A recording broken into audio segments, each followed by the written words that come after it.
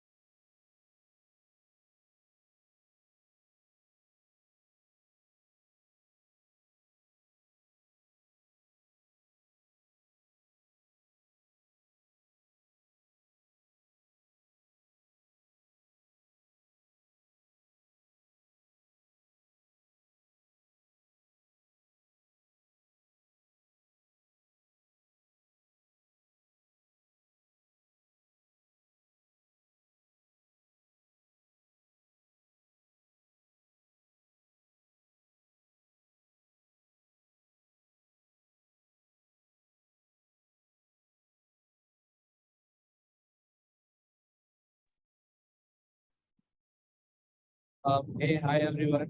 Thanks for joining this live lecture. This is a part of the AH Yatra cohort, and we are having today Coach Sharma as our guest speaker. He's a renowned software engineer and he also runs with own startup. Uh, so, welcome, Coach, to the live lecture.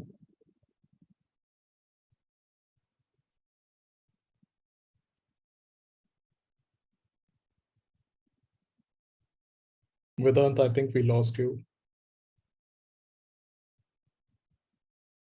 Sure. Okay. Am I audible now? Yeah, it's better. Yeah. Cool, cool. Okay. So let me restart it again. So hi everyone, thanks for joining this live lecture. And today we are going to study about web security by Ankush. Ankush will be our guest speaker for today. And he's a renowned software engineer and he's also running his own startup named as Code Wolf. So hey Ankush, welcome to this live lecture. Hope you are doing well. Hey, hi, Vedant. Good to see you. Good to see everyone here. Doing really good. Yeah. Hi. So over to you, Ankush. Awesome. So, again, welcome everyone. Today, as Vedant said, I'll be your guest lecture over here. I'll make very concerned and focused efforts to bore you, and it's all up to you to challenge me and not get bored with this content and try to gain something on it.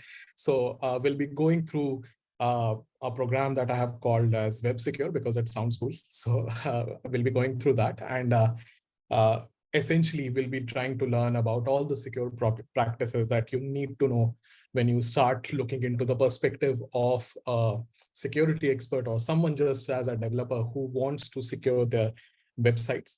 So before I begin, I'll quickly start my screen and I'll just share it. Let me know once this is visible to all. Just put hi or a thumbs up in the chat.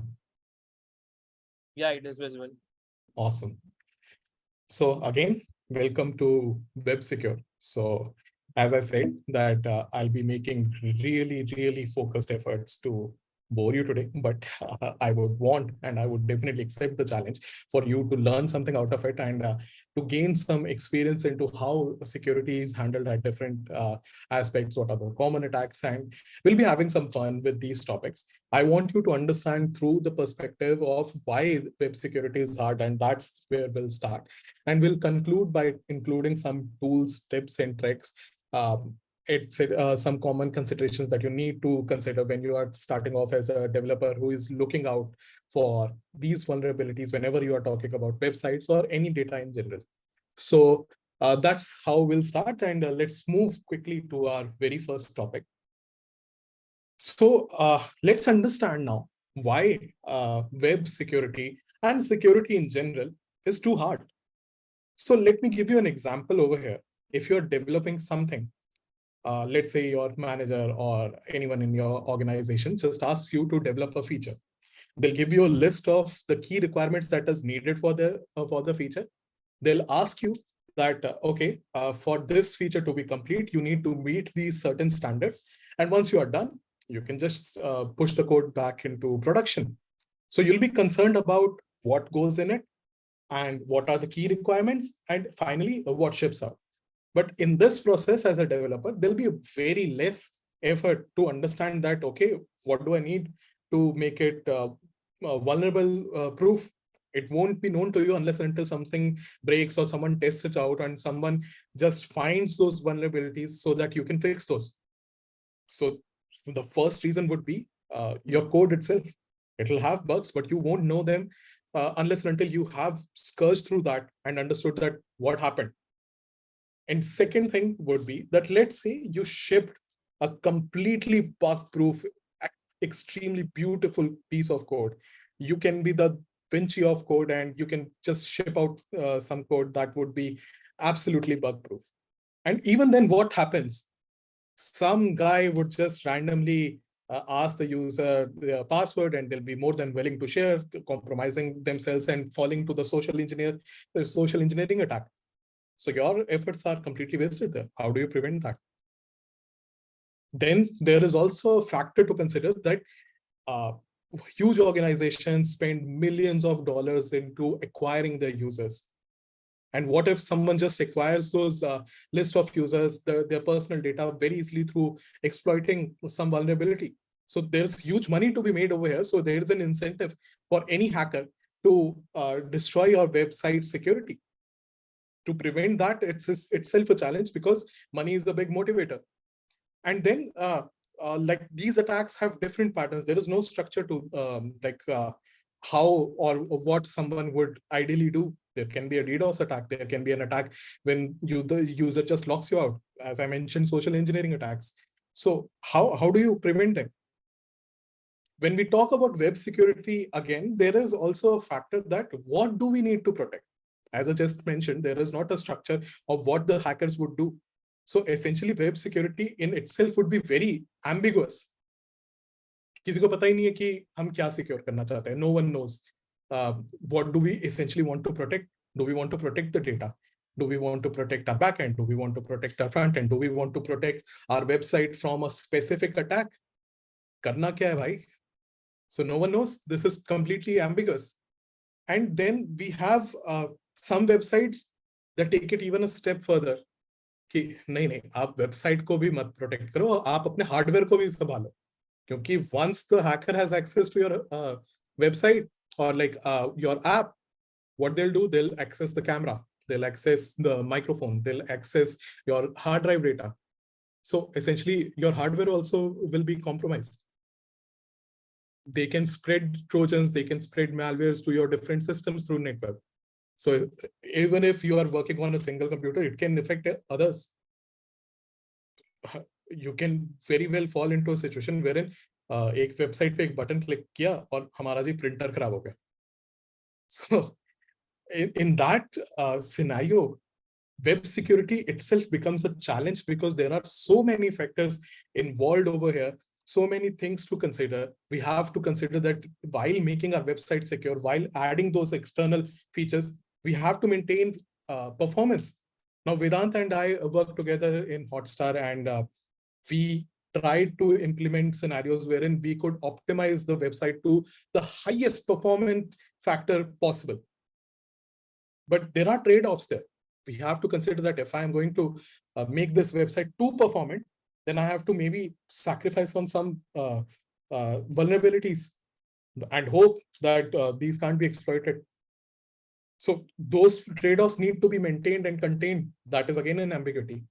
And once we start developing on websites, like I specifically developed for TVs, Xbox, PlayStation, etc. तो वहां तो भाई game ही अलग चल रहा है. What happens is that when you're trying to develop such websites, you have to also focus that not all the users will be on the latest platform. And we'll see in a real life story that how this greatly affects your web security. Because if all the users are not on the latest platform, that means that the bugs that were fixed earlier, they aren't fixed on their device or their app or their machine. तो उनको कैसे लेके आए? How do we fix that? And this entire scenario makes web security such an enormous challenge that companies try to devote hundreds, if not thousands of dollars just on maintaining this aspect of basic web security. I'm not even talking about the most complex ends like top level encryptions and all. Just a basic level of security takes so much of effort because you need, as a developer, to consider all these scenarios as a security expert to help protect your organization through all these scenarios, through different policies, structures, etc. And that's why security is such a hard topic. And that's why the jobs in this sector, the people who come into this web security scenario, they are very highly paid because that's what they have been thinking. They are rattling their mind that kaise kare? And now let's try to understand this with a real life scenario and a real life story. What happened to Razorpay a couple of years ago? So remember, I just told you right now that if the users are not on your latest platform, they are essentially unsecure. कोई भी उनका data उठा के ले जा सकता है क्योंकि सबको पता है that what bug was fixed earlier. Hackers can easily exploit that bug in websites. And once that is exploited, well, it's big money. So in the case of Razorpay, what happened was that the users' data was compromised. There were 831 malicious transactions. The hackers basically made fake receipts using the previous website version of Razorpay and then just simply bypassed their authentication and authorization process using the previous code base and stole about 884,000 or 7.3 crore rupees. 7.3 crore rupees. Best part, they were never caught. And that's the thing that sometimes this process is such effective that even a big organization, a unicorn, $1 billion organization like Razorpay can fall heads over heels on these things. And let's just say that even if we prevent the users from going back to the previous version, let's say that the users are on the latest version, but what would happen is some simple vulnerability, like a simple SQL injection attack, can compromise the user's data very easily. And again, in the case of Unacademy, that's what exactly happened. 11 million users' data was compromised. Their username, their password. And if I tell you something that is socially acceptable, even I do it sometimes, you might use a same password for different websites. So essentially compromising this data over here would mean that many of the other users would have compromised the data in other websites as well. Because now the people who have done this, they have the access to their username or email ID, their password, which can be easily manipulated to understand that, okay, many other things would be the same. So such vulnerabilities mean that the hackers have so much power. And as a developer, as a security expert, you need to consider these possibilities, consider these scenarios, and understand that, nahi boss, we won't let you do this. And here also the best part was that the hackers were never caught. They in fact published a blog just saying that, okay, we have done this, do whatever you want. No one could catch them. They just sold the data. So the implications for this from a business perspective are huge. And that's why we need to consider that while we are developing, while we, especially in the front end side, how we can prevent this from happening. And I think JS Yatra has already empowered you to become a good front-end developer. And now for the next steps, you should be considering these external possibilities wherein you would want to understand that how we can develop while securing our websites or our apps through these few scenarios. Now we have understood what risks are, why it is very hard. So what does web security generally mean? If I give you a layman's example, it simply means that if I have a website, I have to protect it. That's it. That's web security. But when we dive deeper, there are multiple layers to it, as we understood right now, that it can be at the level of a developer, it can be at the level of a hardware, it can be at the level of some social context. So there are layers of how you protect your web applications, make your web services secure from these threats, these vulnerabilities that can compromise their integrity. When I talk about integrity, it means that whatever you develop as a website should remain in the same structured manner. It shouldn't be like, okay, today I just saw 7 pages. Tomorrow, 2-3 pages of my websites are completely deleted, gone. I can't access them. Integrity needs to be maintained. Confidentiality. It shouldn't be like an academy wherein 11 million users' data was compromised. No, I want all my data to be confidential, and I want कि ये सारा जो भी मेरा data है, जहां पे भी मैंने ट्रस्ट करके एक वेबसाइट पे डाला है, वो वहीं पर है. I don't want this data to be stolen by hackers, because this is important to me. And the last thing, availability. DDoS attacks. What they do, if you want to, for example, say, apply for income tax ITR returns, and suddenly the website crashes, it's your last date, you'll be fined 5,000 if you don't fulfill the criteria of filling before the last date. But this attack has compromised the availability of the website. You can't do anything. You have suffered a major loss now. So availability. Your website should be available to the users within the stipulated period of time as suggested by your user agreement contract. So that should be there. And then we need to take measures as a developer, as a cybersecurity expert, and as an organization to make sure that our websites remain secure in this. And here, again, like, it's not a classification you might see in many books. This is through my years of battling with a lot of issues on cybersecurity, understanding these risks, that I have come to classify security in these broad 3 aspects. One being the server app security. Again, in a layman term, I would just say that your servers are your best friend. Do not let them get compromised at any point. Do not expose your APIs. Do not let anyone inject any script. Do not let anyone access any information on your website. Do not let them do that. Client app security. If my website is a local app running on a user's local device, even if it's offline, I should make sure that there are concerned efforts so that their website or like their web data is protected, even if they are using it in this context. Do not let that be compromised. Your client's app, wherever in whatever environment it is running, it should be able to protect, safeguard, and prevent malicious attacks. Last one being social security. And that's the hardest part about any security challenge, because we need to educate, aware, and instigate efforts in through our websites or through our policies or through our other agreements, etc., that make people aware that please do not share your passwords. Please do not create such authentication password protocols that expose users. 1 2 3 4 5 is not a good password. I'm sorry to break it to you. किसी ने भी रखा है? नहीं. If you have a password on your phone screen right now, जो कि एक Z color, Z वाला एक pattern बनाता है, if that's what you have ever done in your life, trust me, you are hackable. I have done that. My mother still uses that, even though I have told her many times. But this is not secure. And you need to prevent such scenarios from happening. Create validations, create scenarios wherein such things won't be accepted. Two-factor authentication is a very good example to prevent this. So need to maintain effective safeguards for these challenges as well. And I would say that social engineering would be so effective that these guys stole so much money from this man. They created 2 movies out of it.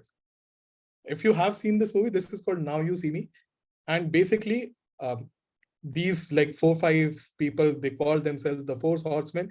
They just stole money from this old guy who is apparently Batman's butler. They stole so much money just by social engineering, just by asking him, what's your banking, like what's your mother's middle name, what's your pet's name, basically the security questions that any website asks you before resetting your password. How do we prevent that? So social engineering is a complex challenge as a security engineer that you need to understand. And there are a lot of ways to prevent it, like two-factor authentication, making the users constantly aware, human intervention, like a supervisor just maintaining security through audits, continuous audits and checks. So many such scenarios can help in preventing an old man getting robbed. So this is again something that we can take into consideration. And now what happens is that when we go deeper into a second layer, when we understand that, okay, now I know that I want to protect my servers, I want to protect my clients, I want to protect them from social engineering. What does it actually mean from a developer's point of view? हम तो technical लोग हैं. We are here to understand the technicalities. I can't tell someone that, oh, don't do this.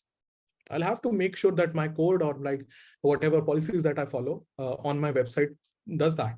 So when we dive deep, we come into aspects of network security.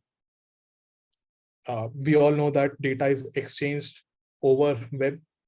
There are several protocols to do that. In those protocols, we have to sometimes consider that which will be secure, more secure, and which will be faster. An example would be TCP/IP and UDP. So basically TCP/IP would mean more secure. UDP would mean less secure, but it has something that we would want. It's wireless. We definitely want that faster.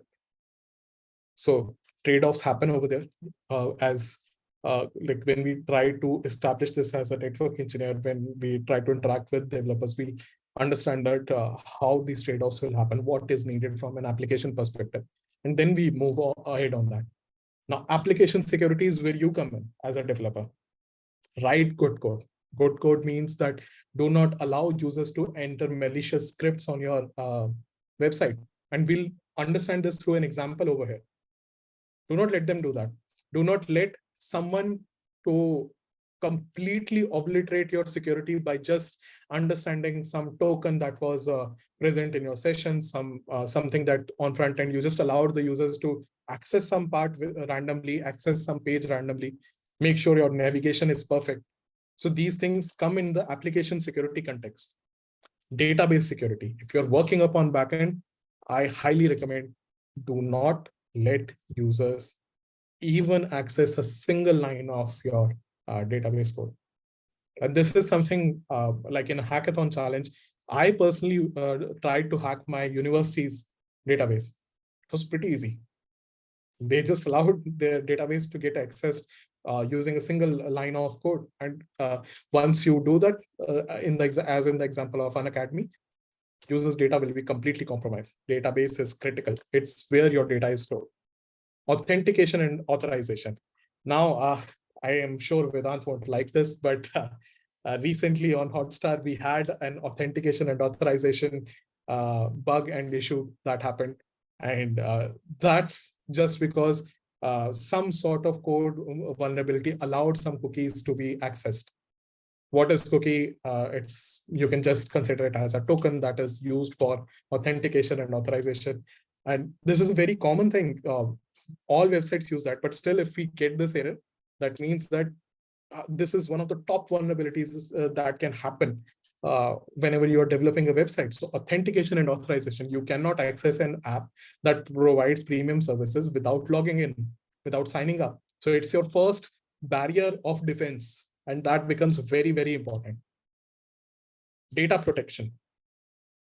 Isme I won't go too deep because it's a separate thing altogether. There are encryption, hashing, and whatnot. I'll just explain it with an example. अगर आपको किसी पुराने जमाने में होता था, if you wanted to go to a different city, you would have to be authenticated first by that city's guardsmen, then cross the door, and then provide the identification that whatever information that you gave was authentic. So that's basically what a data protection is. You need to be very sure that whatever information that you even entered is authentic, and then it's stored in a manner that is not accessible by anyone. The guards won't tell anyone that, oh, this person has come. Well, protect that information. You're free to do whatever you want to do. So that's how you maintain this intrusion detection and protection. A very simple example would be that, let's say I am like your website is completely secure. There are no vulnerabilities. You have prevented social engineering. Everything is fine. But what if I replace my user's router with a router of my own that displays them the exact same website? Just that before logging in, I get the data and then I pass it to you so that you do your own operations on your website. But I essentially get the sign up information. So I am the intruder. I am the man in the middle. And that's exactly what this attack is, man in the middle attack. So to prevent that, we need to maintain protocols that prevent redirections, that prevent data being entered through bots. You see the CAPTCHA, that's exactly what it's for. So this is something that we would want to prevent. And these are the few layers and few top considerations, I would say, whenever you are trying to develop a web application and when you are trying to think from a security perspective. So these are additional things, again, authentication, and authorization. We have secure communication, which is again a data protection thing, encryption and all. Input validation, again, as I had mentioned earlier, that we would want our input to be sanitized. No scripting should be there. Users shouldn't be able to inject some SQL queries, etc. Least privilege simply means that if you're not, like Vedant is the admin right now, he won't let you put any content on his platform, right? So that's exactly least privilege. If you're not privileged, you can't make JS Yatra, basically. And software updates. Don't be like Razorpay. You don't want to lose 7.3 crores. They must be crying. So don't be like that. Keep your users updated. And now we want to get into like understanding that when we talk about these basics, how do we handle them? Like we talked about all these scenarios, all these errors, all these bugs, everything happening. So how as a developer, how as a like a concerned organization, how can I prevent them? There are very simple things that you can do. First of all, if your website throws an error at a user interaction, for example, entering a wrong password, do not display them the message with your background logs that, okay, authentication token missing, XXX something, some script or string, you just throw that data out there. Sanitize that. Show them a simple message that whatever you entered was invalid. Because if they get the exact error, a good security engineer would be able to access that what kind of system you are using, what language you are using to code. It's very simple to understand that Java null pointer exception is from Java. So they'll be, once they access information like this, that what kind of system they are using, their attacks become more focused. So handle those errors. Sanitize your error request.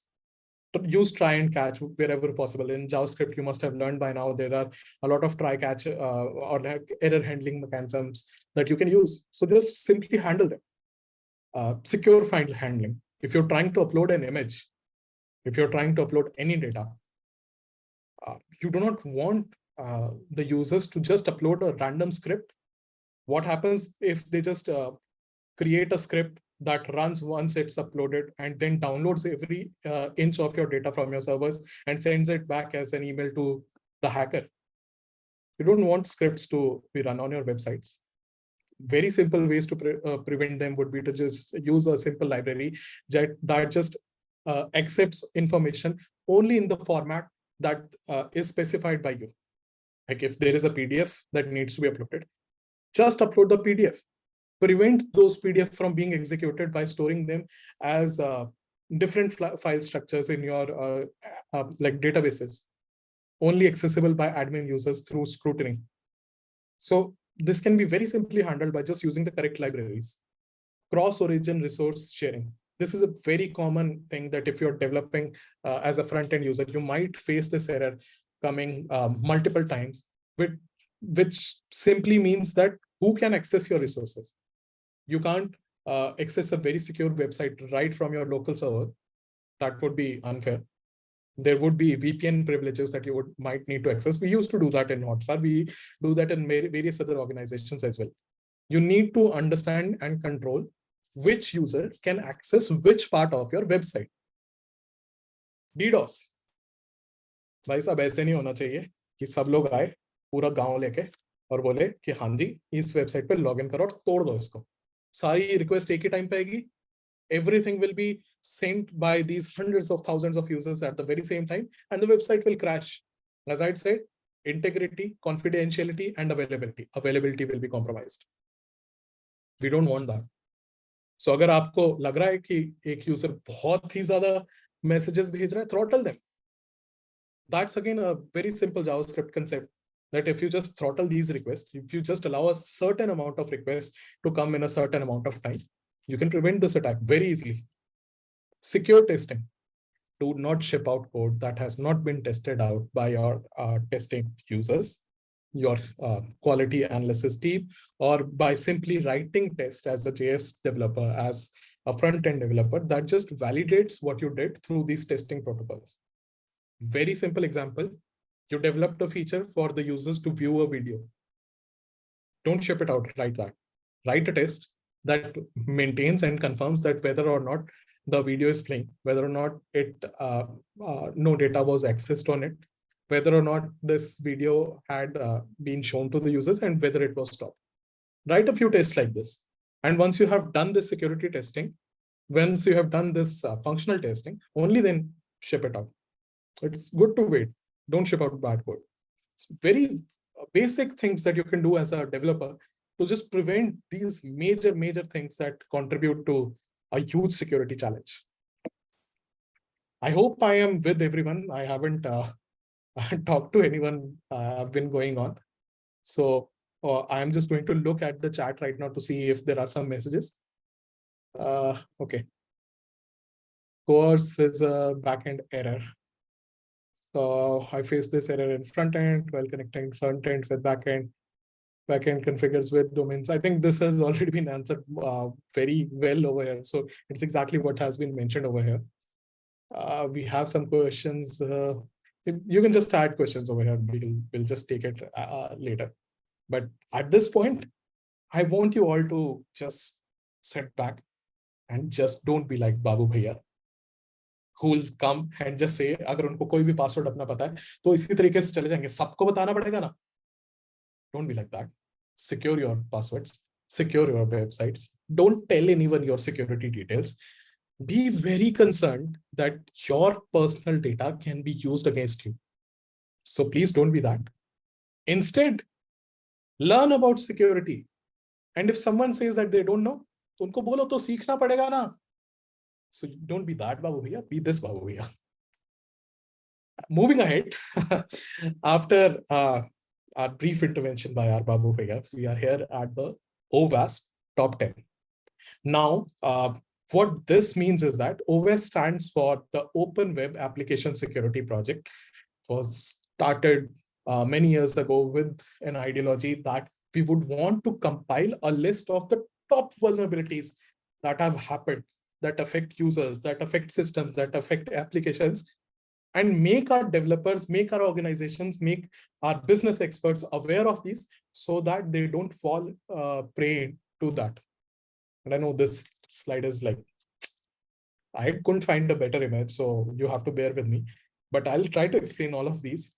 So just before I mentioned that authorization and authentication is the first barrier to your website. You cannot watch India versus West Indies match unless until you sign up on Jio. I found that the hard way. So if you can't, so that means that is the first barrier that you'll have. What if someone just breaks it? Well, it's already free, but there was a website, I won't name what, a year ago where it was not free. You had to pay for such privileges. So if someone broke this, they would be able to access premium information for that website affecting their business. So broken access control, broken privilege control, broken authentication control. It's a major issue right now, and one of the biggest issues and challenges in the industries right now. Second, cryptographic failures. Well, if you can't protect your data, you can't protect your users. Encrypt those properly, encrypt them with the highest possible encryption standards. Your system should itself take some time to decrypt. Don't rely upon like just normal Cartesian based methods that, okay, I'll just change it to an anagram and that'll be it. Use industry certified encryption mechanisms. Even those aren't like super specific nowadays, but try to use those. Injection, as I just mentioned, don't let users access your servers. Your servers are your best friend. Do not let anyone inject any piece of code that is not yours. Insecure design. I have written a book about system architecture. In my research, what I found out was that about 50% of all the software that has been created before 2011 has been designed so insecurely by the modern standards that it's very easy to corrupt and like destroy that. So there are concerned of efforts by these organizations to make it redesigned in a secure fashion such that we mitigate these challenges. And that's why you also see that this is a completely new paradigm that has been discovered in 2021, because earlier we just used to assume that design by itself would be secure. So security misconfiguration, very easy to do. Let's say that in your team, there is a very smart guy who just thought it would be cool that what if, instead of using the correct token, I used a cool, sexy token. Something that's like, no one can hack me 1, 2, 3, 4. Well, no one can hack me 1, 2, 3, 4 is pretty hackable, and you shouldn't use such security configurations anywhere. Vulnerable and outdated components. These can be hardware components, these can be software components, these can be libraries that are already proven to be vulnerable, these can be encryption mechanisms that have been broken earlier. So any component in your entire piece of code that has already been hacked is a potential vulnerability. You need to access those, swap those out. Identification and authentication failures, again, same as access control. Software and data integrity failures. As I said, your website that you have developed should remain the exact same thing. There shouldn't be something like the users are able to crash a part of your website. Don't let them do that. You put in so much effort, so they better understand the users, the hackers, everyone should be able to access those in the way you have maintained that data. Security logging and monitoring failures. And this is, I believe that it doesn't reflect the like rating over here, because I believe that this is a much bigger, this provides a much bigger impact to any organization. It's eventually possible that no matter how secure a website is, there'll be mechanisms to break it down to get vulnerabilities. Even websites from Apple and Google, which have been like the key benchmarks of the industry in terms of cybersecurity, in terms of data, etc. सबका data hack हो सकता है, वो ठीक है, data hack हो जाएगा. But अगर हमारे पास कोई तरीका ही नहीं है, if we don't have a way designed to log it, to monitor what happened, and then बाद में to access that, okay, at this point of time something broke down, at this particular day something was not working. If we don't have logging, if we don't have those logs available with us, we'll not be able to solve these. So it's not just you have to find things, you have also been you should also be able to catalog these errors, identify them later on, and then once you're fixing, you should have all this information available. So logging and monitoring, big challenge. And I would again give an example from Hotstar, wherein certain issues happened, and since we had a proper logged information available, we were able to solve that within like hours. And server-side request forgery. Now, this again is a separate topic in itself, but essentially what it would mean that your server, who was your best friend, was now replaced by a hacker by a fake best friend. And since you didn't know which one was whom, you'll just trust that server implicitly and just share all your information. And then the hacker eventually runs away with this fake best friend. So compromising your data again. So this is again something that has been happening for a long period of time. There are various ways to prevent it as well, but this is basically the OWASP top 10 that you need to understand. And I would definitely want you all to go through their website, understand them in detail, because this provides a very good challenge to understand that what's going on in the current world right now. So yeah, now comes the fun part. We are here to understand two major vulnerabilities that might happen on your websites as a front-end developer. And here I'm here not just to tell you about what CSRF is, or like cross-site request forgery is, but we'll also try to see how it happens in the real world. And it's the exciting part, I'm sure. Rest of it, yada yada, it's too boring. So we'll understand that how this works. So basically, what happens is that I'll trick my user in CSRF into an action that they don't want to perform. You must have seen that when you go on like a purani date ke andar, if I had to like download any songs, मैं क्या करता था, एक website होती थी songs.path.heaven, best website थी. I used to go over there, and whenever I used to like try to download a song, it used to show me two download options. One was real and one was fake, but everything looked the same. What do? I used to click randomly. I don't care. I just want my song to be downloaded. And if I click the wrong one, it could take me to a different website. It could download my data. It could do anything. So that is exactly what it is. I'm, as a user, tricked into an action that I don't want to perform. But since I've done that, now what happens is that my data is compromised. So let's see how does this happen. So I'll just go to this website right now. And as you can see, it's definitely a secure bank. No problem, right? It says in the name, it's definitely secure bank. I can enter my information and I can be completely sure that my information is unhackable. Nothing can happen wrong. It's definitely a secure bank. So let's just create a username. I'll just, yeah, it suggested me a right one right away. So unhackable, pretty secure, right? I'll create the most secure password known to mankind, which they apparently, like, still hundreds of millions of users use it. 1, 2, 3, 4, 5. Again, since I'm unhackable, I don't have any worries, and I'll just open an account in this definitely secure bank. Awesome. I just got $20,000 in my bank. And the best part is I didn't even have to deposit that. So the bank has good privileges. Why wouldn't I want to be here? So now what I want to do is that I want to make a transfer. I have so much money, $20,000. Okay, I'm rich. So let's just say that I want to transfer $1 to Vedant.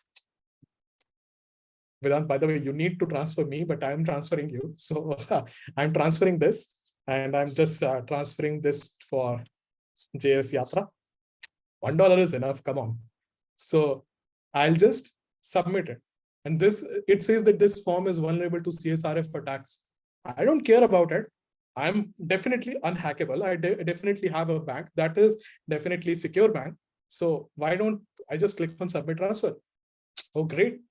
It just showed me that my I'm able to transfer my bank balance. It's working like a normal bank. I'm able to do things. So what can happen wrong? So let's just say that on a given day, I just got an email that this is a very limited time offer.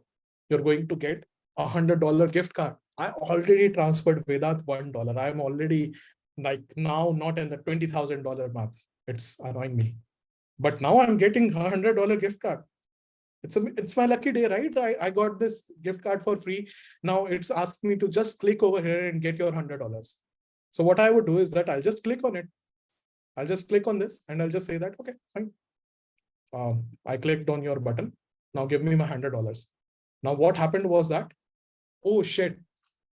As soon as I clicked on that button, evil scammers just deducted $10,000 from my account. I'm pretty sure it's Vedant, but they did. And they just even like taunted me by gotcha. So essentially what did they do? They asked me that if I perform a certain action, it will lead to a favorable outcome. But that favorable outcome essentially meant that I was transferring my personal data, my personal information to them, so that they are able to like completely obliterate my security and get past my website. And they just stole $10,000. And this is a real life scenario which happened with DBS Bank, HSBC Bank, um, several other banks that actually fell into this CSRF attack. And it might sound funny right now, but this is a like huge chunk of your money. Imagine one day if you have 10 lakh in your bank account, 10 lakh in your bank account. Come on, this is a big amount of money, and suddenly you just lose half of it. So that is a CSRF attack. And how do we prevent them then? Well, essentially, when it was discovered that such attacks are possible, we developed something like NT-CSRF tokens that whenever we are submitting some forms, we include those in our headers. So basically, let's say if you create an API request, you are able to add these headers on your like request. Many a times browsers will themselves add those and restrict the access to your personally leveraged information. Because what CSRF attacks will do, they'll try to leverage the session data, the cookie data, the stored data on your client's browsers or like on your personal browsers to access this information that is personal to you or secure to you. So so this is a very good way to prevent those. Next would be to use same site cookies. So this is again a header restriction that we can do. So this restricts the users to like specify what type of security they want to use when they are accessing same sites. And another important thing, again, a header component whenever you're trying to access these sites would be to check the referer header. If something refers to you at a place which is not your secure endpoint, you don't have to accept requests through those. It's a very simple configuration as a developer that you can do. Just make sure that your headers contain this users like these particular tokens, referer headers, and proper settings. So once you create such requests, you'll be able to set those, and it will stop this major attack from happening. And then there are also websites that request a user's explicit action. So you must have come across CAPTCHAs that allow the users to drag and drop some component before an action is happened or before they are redirected, or like proper OTPs or like two-factor authentication is a good example. So don't let anyone just steal your data. Just use these additional measures and stop these attacks from happening. So again, Vedant, you owe me $10,000. We'll talk about this later on after this. So you all saw, right? He stole from definitely secure bank. So now we'll move to the next attack. It's cross-site scripting. Now, I've been talking about the hackers can access your information if you let them inject data to your website. So what does that mean? It is exactly what we call as cross-site scripting. It should have been named CSS, but we already have a CSS. So that's why it's called XSS. Again, sounds cooler. As a developer, I totally agree, full support. So XSS is, or like cross-site scripting, allows a hacker to purposefully inject their malicious piece of code into some validation forms, into some content, or into some part of your website that allows them access to your best friend, your server, or some client level app things like from your local database. They can hijack something, send you some ransomware or something or else. So this is how this would work. Basically, if you just see this diagram over here, what happens is that once the attacker decides what they want to do, they'll just send them a vicious email, a scam email, and the victim would try to click upon this thinking that, okay, this is legitimate. Now the browser will load, it will display this legitimate site. For example, the attacker has just sent you a link to open your Facebook account and just told them that you just need to update your password. Someone had breached you, there was a security threat, Vedant attacked again, and so you need to completely change your password. now the victim thinks that, okay, my password is compromised. Let me just change this password. Let me just click on this link. But within that link, there'll also be a piece of malicious script attached, which would mean that I will not be able to control what happens next.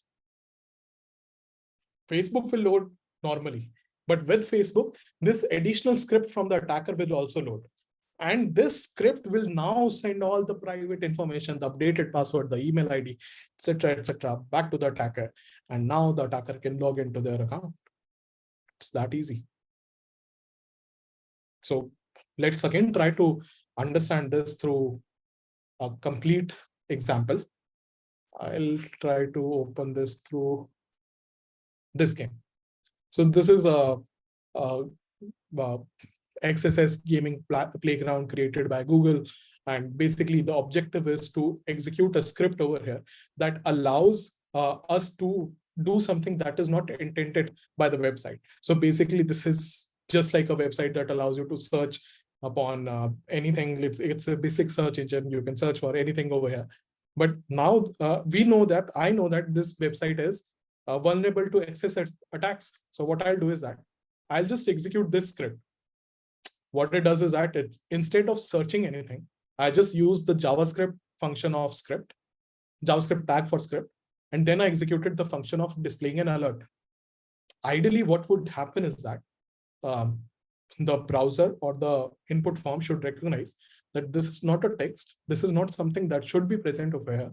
This should be stopped because this interferes with my website's code and I should not be able to do anything. But let's see what happens if I just click on search. Now you can see that I have an alert being displayed. I'm not sure it shows on Zoom, but right now, trust me, I have an alert being displayed and just saying that, okay, you can advance to the next level. But the thing was, that's not the website's behavior. That's not how it should work.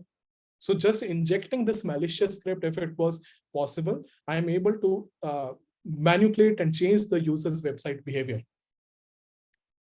right? So that is a cross-site scripting attack or an XSS attack, wherein the malicious user acts as a manipulator for your legitimate website by either injecting script, by using attacks like the example that I gave you was for a phishing attack, and just allows the users to access their information while executing this malicious piece of code. So this was cross-site scripting. Now, there are a lot of other attacks that we can deep dive into. I want to focus upon the top 5. 2 of those were what I mentioned earlier. But for the sake of the time we have over here, I would want to focus upon SQL injection, clickjacking, and session hijacking only. So SQL injection simply means that if we are trying to write, like it's similar to what we saw earlier, but instead of a script, I would try to inject malicious SQL query, like just select star and give me every piece of data that you have. Just holding a gun to your database and just asking them that सब कुछ निकालो जो कुछ भी है आपके पास, I want that data. So it's exactly that, and this can be potentially very, very dangerous. It can expose everything that your organization will have. Clickjacking.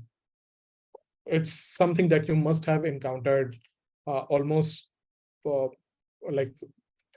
almost once a month. So basically what happens is that if you're trying to click a website, it just redirects you to several other websites instead of opening the current website.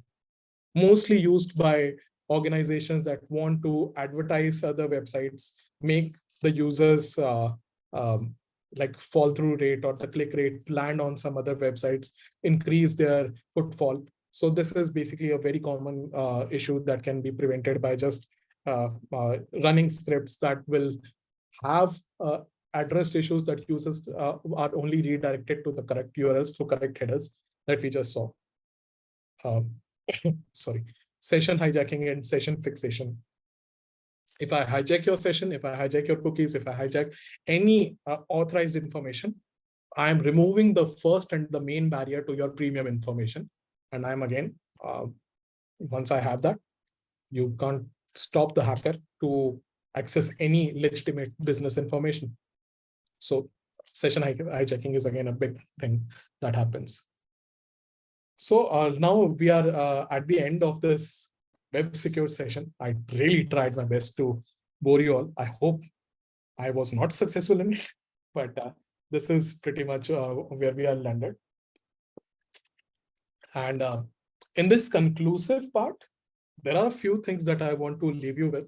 That when we talk about cybersecurity, when we talk about web security, as a developer, we are concerned about only two things. First, our code shouldn't break. And second, our code should work. Interrelated, but trust me, these are different. When your code doesn't break in your production or like in your development cycles, it is a good thing. When your code completely works as intended by the user and for the user, sorry, not by the user, but exactly for the user, it's a good thing. But now we need to add a third consideration, that our code should also be secure. And I just gave you a lot of examples on how to maintain it.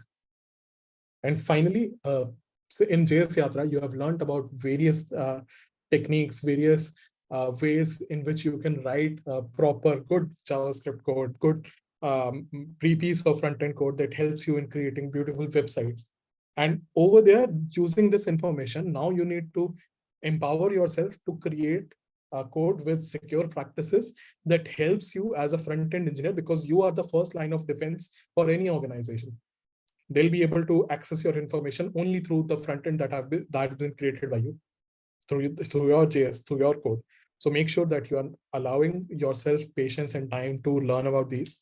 Go through OWASP top 10, go through these resources, and don't be like this person that once an issue occurs, you just completely go in front of your management and just say that, oh, it's good, I didn't develop this feature, nahi to main bhi phas jata. As he's saying that ye sab dekhna pad raha hai, acha hai ki main andha hu. So don't do that. And instead, write secure code, be web secure. And I leave you with just this, that all the best. And just, I hope this helps you in your front-end journey, especially with JS Yatra and the amazing platform Vedant has created. So thank you for everything. And let's just, before concluding everything, I would want to understand what was in the chat, because I wasn't reading that earlier. So let me see if there are some questions. What are the most common front-end security vulnerabilities that developers should be available of, and security implications of using client-side storing mechanisms, local storage? I just covered that. If the users are able to access your data, your sessions, your tokens, your authorization, that is the topmost access shouldn't be given. That's like OWASP top 10 as well. So don't let the users access any information on your client side. Encrypt that, store that in a manner that even if the user, or even if the hacker access, it will be useless to them, because they won't know what happens. We need to store some information in local storage and session storage as well. It's not like we can completely eliminate those, but store it in a manner, encrypt it in such a manner that it's useless to anyone. And even if they access, make sure that the API requests that follow through to your backend, they are encrypted with correct headers, correct security protocols and tokens, so that even if someone does an attack, your best friend, your server, prevents it. Tell us more about CSRF token. I just showed you a complete CRSF demonstration.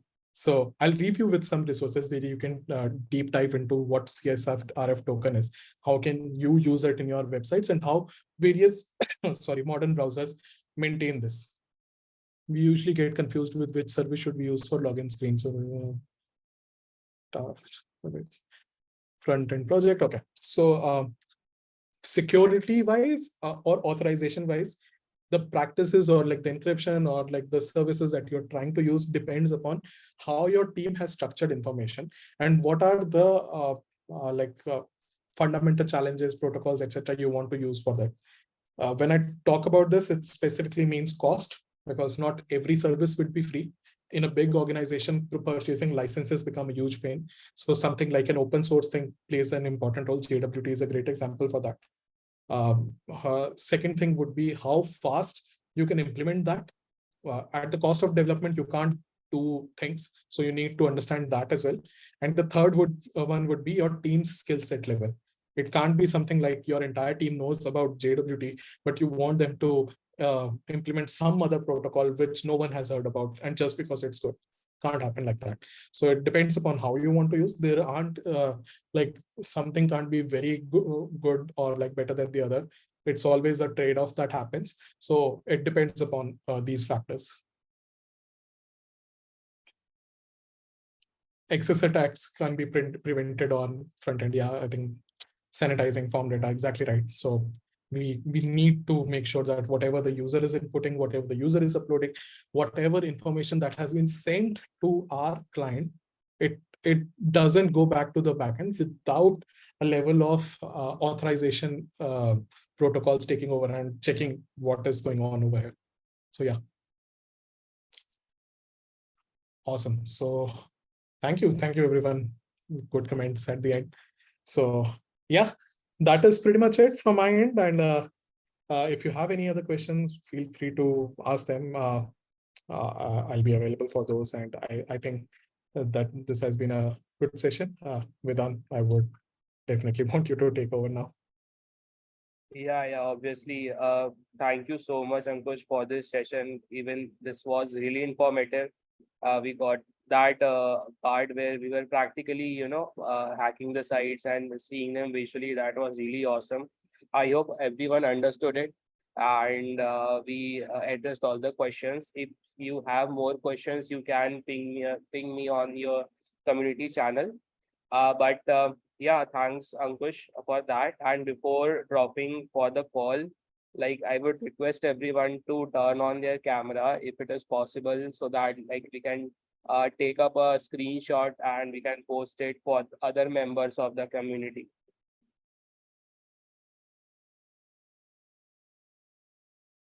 Lokesh, Chetan, Adamya, is it possible for you guys to turn on the cameras?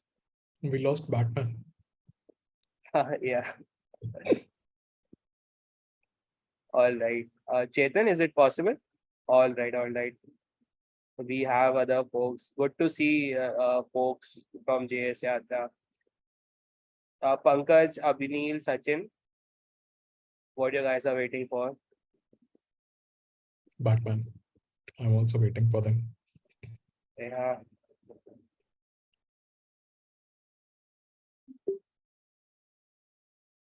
Cool. I think I've taken up the shot. That is really awesome. More, we Hey, do you have. need to say 1, 2, 3. No one was ready. Do Oh. it again. Yeah. All right. Yeah. I wanted to keep it, in a surprise thing. So we I can do was like, looking. Yeah. yeah, we can do like this. How would I take screenshot? Let me do like this. Great. Cool. This was really awesome. And let me tell you, this is not just it. We have one more session from Ankush again. We'll disclose the topic again on the community channel. You'll see the notifications. So stay tuned and see you in the next class. Thanks, everyone. Thank you, everyone. Had a Bye. great. Bye-bye. Thanks, Vedan and Ankush. Thanks, guys. Thank you. Bye-bye.